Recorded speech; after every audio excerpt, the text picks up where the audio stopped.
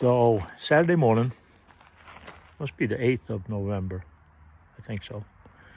I have my 1991 Chevy KODIAK 7500 series dump truck with a tall deck 427.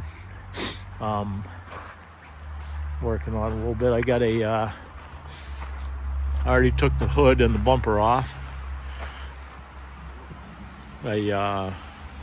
It was easy to just lay those out onto the trailer and get those out of the way. Anyway, so she's a 91, got a 2-speed rear end, so 2-speed rear end, a 5-speed transmission, and we all know how unreliable the speedometer and odometer are in those 2-speed rear ends, because sometimes they don't change the speedometer over accurately, and obviously they wouldn't track the mileage and the odometer correctly if it's reading the low range speed when you're in high range going 15, 20, 30 miles an hour fast. But anyway, so shows over 300,000 miles on the truck, and like I said, it's got a tall deck 427 in it, and I had contemplated rebuilding it or repairing it or freshening it up or doing something, and that seemed like a lot of work. So then I thought, well, maybe I'll convert it over to something newer style and just figure out what I need to do to put maybe a small diesel or something in there in its place. Anyway, so I had a friend of mine who knows all about Chevys, and I called him to see how much of a project it would be for me to swap this motor out and put in a small diesel or some other motor, or make the conversion over to something more reasonable. And he said, why don't you just buy the 1990 tall deck 427 that's brand new from the factory, that's been sitting in my storage container for, what would that be, 30 years, 35 years? And I said, well, I guess that would be the easiest way to do it. So I got this brand new 1990 tall deck 427 all set to go right in my 1991 Chevy KODIAK, which has a GMC top kick front end on it, but it's still a KODIAK. Came with a harmonic balance with a water pump. Came with the throttle body injection, all set on it, ready to go. Bell housing, flywheel, all there. Cleaned it up a little bit,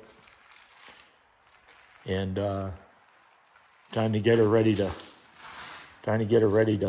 set in. I don't know if I'll get it put in today or not, but hopefully I'll be able to get that one out.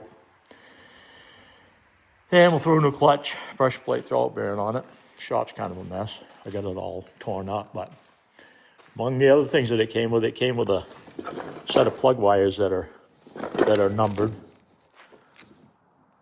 and which I thought was pretty cool. Even the coil wire.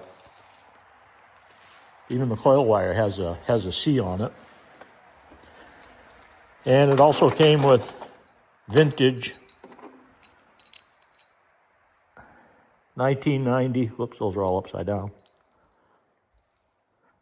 Vintage 1990 AC spark plugs. Still got the green AC label on them.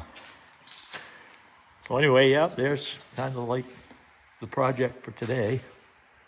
And gonna do some of it outside and not much of it inside,